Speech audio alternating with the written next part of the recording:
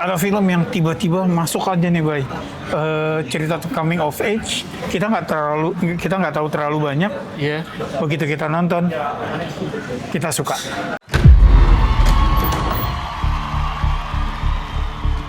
Intinya gue mau menang. Karena kalau nggak menang, gue nggak akan jadi apa-apa.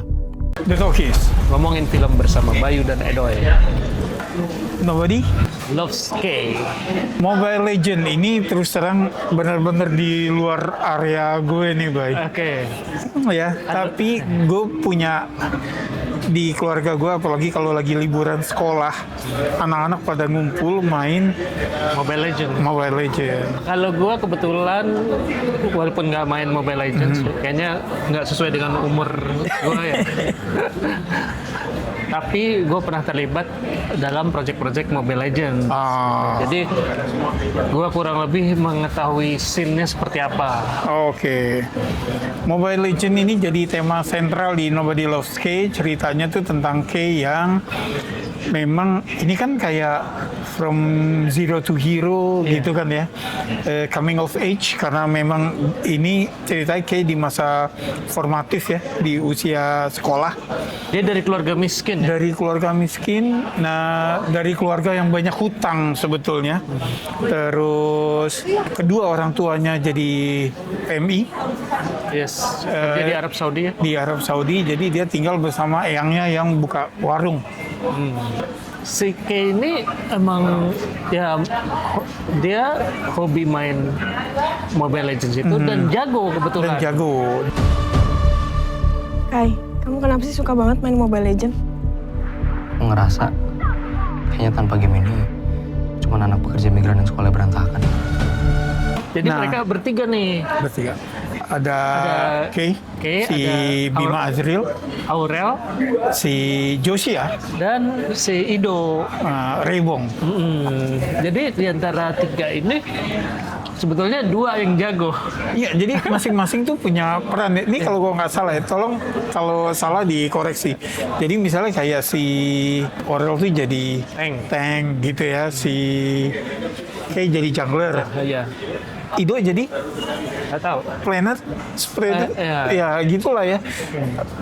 Tulis di komen ya, benerin kita ya. Oke, nah mereka tuh tim yang solid di sekolah. Di sekolah. Dan mereka settingannya di suatu kampung ya, Ya, bukan di kota. Gitu. bukan di kota. Terus ini juga ini diangkat dari kisah nyata, tapi nama disamarkan. Iya. Terinspirasi dari kisah nyata.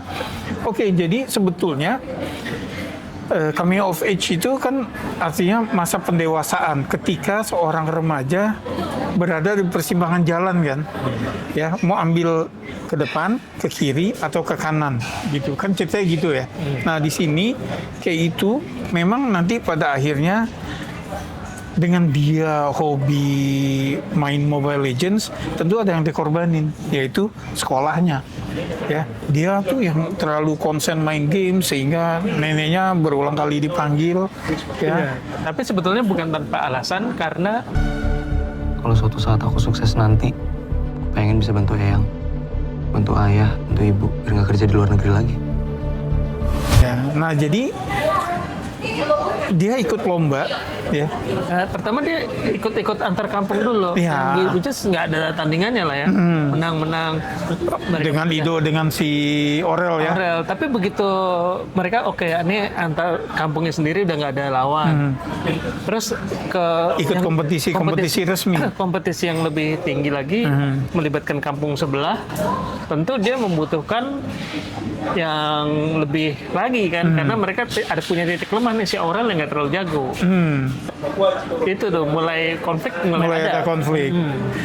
Gitu. Nah, jadi konflik nanti eskalasi ya setelah faktor si Aurel, nanti Ido dan Kay juga gitu kan. Iya. Mungkin kalau dilihat di trailer atau di cuplikan-cuplikannya kita bisa lihat bahwa dua sahabat itu nanti akan ketemu menjadi oponen. Bahkan kita dibuka dengan itu, film Iya. dibuka mereka udah jadi pro player Iya. dan saling berhadapan di final. Iya. Jadi sebetulnya si Kay ini dalam permainan punya titik lemah juga. Karena dia miskin, dia tuh HP-nya nggak terlalu canggih ya Iya. untuk main, jadi suka nge-lag. Sehingga walaupun dia punya skill, kalau misalnya level kampung, ini masih akan menang gitu. Tapi kan kalau kita sticknya lebih tinggi, Iya, ke regional apalagi nasional itu nggak bisa. ya sementara Ido mencarikan peluang. Oke, kita main di turnamen ini, dapat hadiah nanti lo ganti HP. Tapi begitu dapat hadiah, sama kayak digunakan untuk yang lain karena keluarganya membutuhkan, gitu, kayak neneknya. Gitu. Nah itulah yang akhirnya nanti menjadi permasalahan Hubungan retak ya. hubungan retak antara Ido sama Kay. Nah, terus di mana Aurora Ribeiro? Kan di poster ada dong. Nah, jadi karena si Kay ini di kelas tuh ketinggalan banget ya. Bahkan kita sempat dikasih lihat bahwa nilainya dia 20 out of 100 gitu kan. Nah, si Aurora Ribeiro jadi Manda memang bintang kelas. Nah, dia bersimpati sama Kay. Mungkin naksir juga lah. Kai, belajar yang bener ya. Kita berjuang bareng sampai lulus ya. Lu tuh liar gak sih? Hah?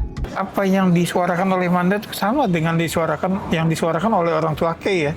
Ibu yakin gak ada satu orang pun yang bangga sama kamu. Aku cuma pengen kalian dukung sekali aja. Oke, Nobody Loves Kay ceritanya kayak gitu. Ini film debutan Bernardus Raka.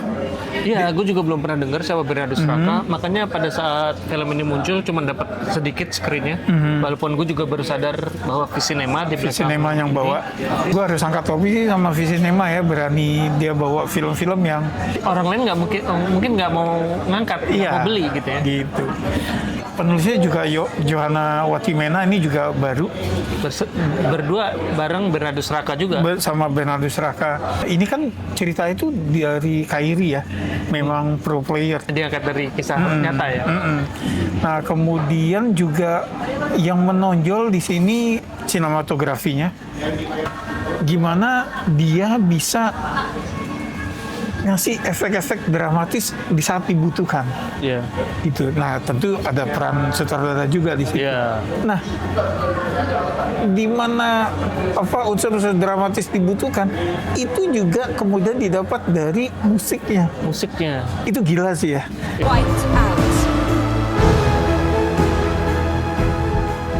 Latihan terus tuh bukan karena gue pengen jadi pro player, tapi gue pengen main bareng sama kalian.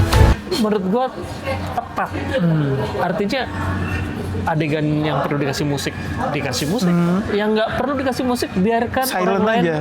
mendengar apa yang terjadi di layar, dia nggak kasih musik Nah, walaupun dramatis. Nah, demikian juga yang ketika harus crescendo tuh yang tek Dan naik gitu. musiknya enak.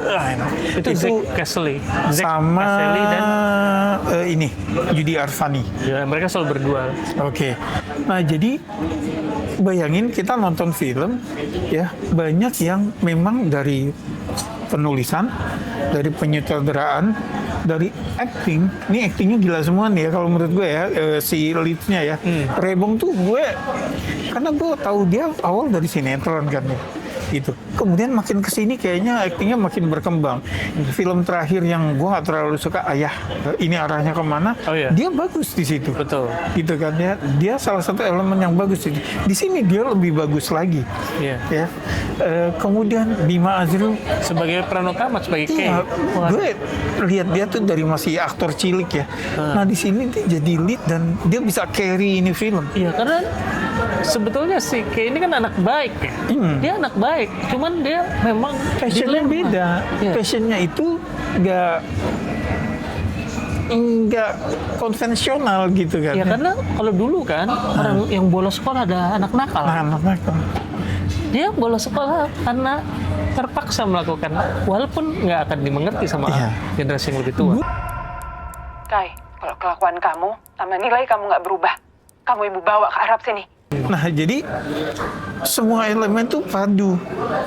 Penulisan, penyutradaraan, acting, sinematografi, musik. Tambah lagi orang tuanya si Nian Tiara sama Aryo Wahab. Sama Aryo Wahab juga oke ya. Nah, tapi yang lebih banyak berperan adalah eyangnya. Eyangnya, gue belum pernah lihat tuh Eyang. Iya, Tapi itu ternyata udah banyak ya. Lu udah main banyak film. Eli Delutan ya. Gitu. Enggak yang terlalu melodramatis gitu kan dia. Terus juga ketika dia ngasih sebetulnya bukan ngasih nasihat sih, ya dia ngasih titipan ini bahwa apapun pilihannya ada tanggung jawab yang harus lo tanggung kan gitu ya. Iya. Jadi wise man-nya di si nenek ya. Dia bentuk Balance. supportnya dia tuh Iya. itu gitu loh. Di sini sih gue sebetulnya tadi kan sempat bilang Visinema ini berani ngambil resiko ya. Gue juga ngerasa bahwa si penulis Bernardo sama Johanna ini juga yang dia bermain di benang tipis ya, bahwa karakter Kay ini itu yang meleset dikit menjadi karakter yang menyebalkan kalau menurut gue ya, dari sudut pandang orang tua gitu ya. Susah dibilangin ini ya kan. Di film ini udah berapa kali dikasih tahu, tapi dia tetap, kita sebagai penonton dikasih lihat alasannya, tapi kan orang tua nggak tahu kan. Gitu loh. Nah, itu sangat tinggi risiko menjadi karakter yang unlikable gitu loh. Nah, tapi kok dia bisa manage, ditambah memang Dia simpatik. tampilan Bima Azril ini Iya. Benar, tampilannya mendukung bahwa Iya. anak baik nih secara aura ya. artinya casting juga jadi kunci. Kita harus shout out sama castingnya nih. Iya, dan gue suka juga Castingnya Elhan Saleh. Oke. Ini film 2 jam, hampir 2 jam. Dan secara film lama ya. Pace-nya oke untuk dinikmatin tuh. Ya, gue menikmati banget. Iya. Jadi salah satu yang bikin pace-nya jadi enak adalah karena eskalasi stakes ya. Ya kan, awalnya mereka main tuh di jam-jam kosong gitu ya. Sampai nanti akhirnya ada kompetisi di mana bertabrakan dengan ujian sekolah. Oke, apa namanya? Memang ini film Zero to Hero yang formulaik nih. Jadi emang formulanya begini. Tapi kalau walaupun formulaik digarap dengan baik, dengan eksekusi yang tepat, orang akan enjoy. Gue termasuk salah satu yang enjoy. Iya, sebetulnya formulaik itu nggak masalah. Bener yang lu bilang, Bay, bahwa tergantung eksekusinya gitu ya. Ya romcom kan formulaik ya, gitu loh. Tapi kan ada romcom yang jelek, ada yang bagus. Iya. Oke, Nobody Loves Kay, Bernardo Sraka.